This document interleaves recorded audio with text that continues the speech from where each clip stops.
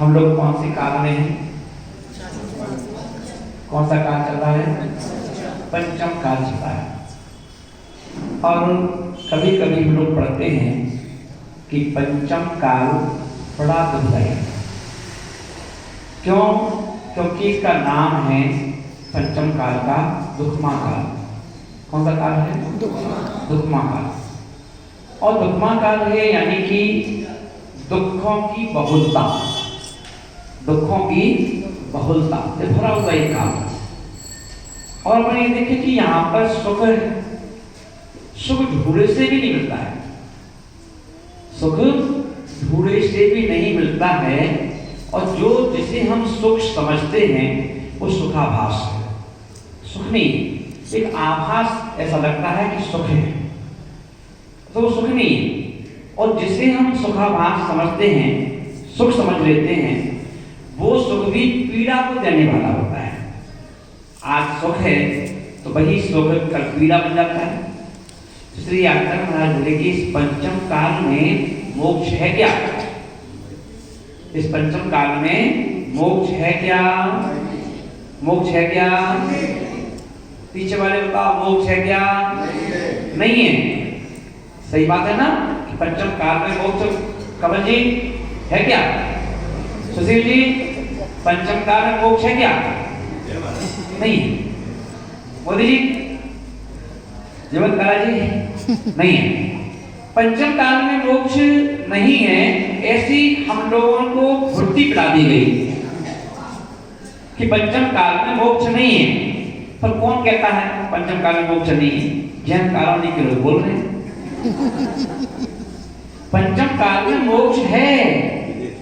हाँ, पंचम काल में ही मोक्ष है। मोक्ष तो पंचम काल हो, कोई सा भी काल हो, मोक्ष तो हमेशा है। फिर क्या है? बोले मोक्ष जाने की हमारे अंदर काबिलियत नहीं है, हमारे अंदर योग्यता नहीं है, हमारे अंदर योग्यता नहीं है कि हम मोक्ष जा सके। क्योंकि तो देखेंगे हर चीज के लिए योग्यता पहले चाहिए।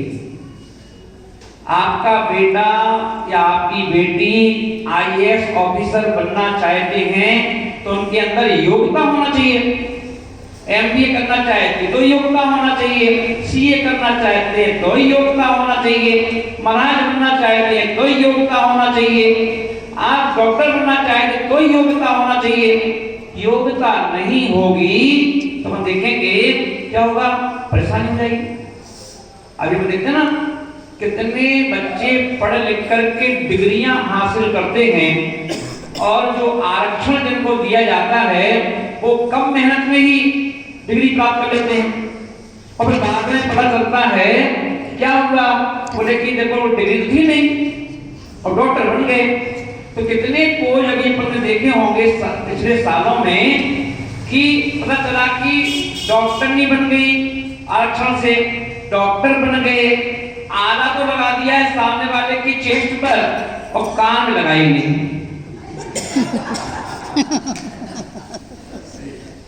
आला तो चेस्ट पर रखा हुआ है पर वो धड़कन सुनने के लिए कान में ही लगाया है ना।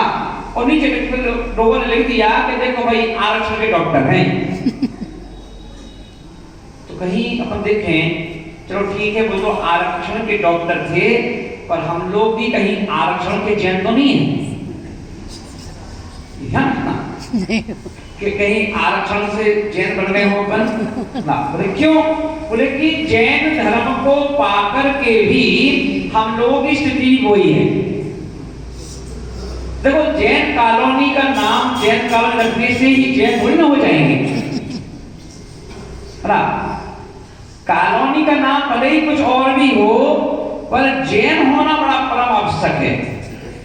जैन, अब जैन होने का मतलब क्या है कि जैनों के संस्कार हमारे अंदर बोलना चाहिए।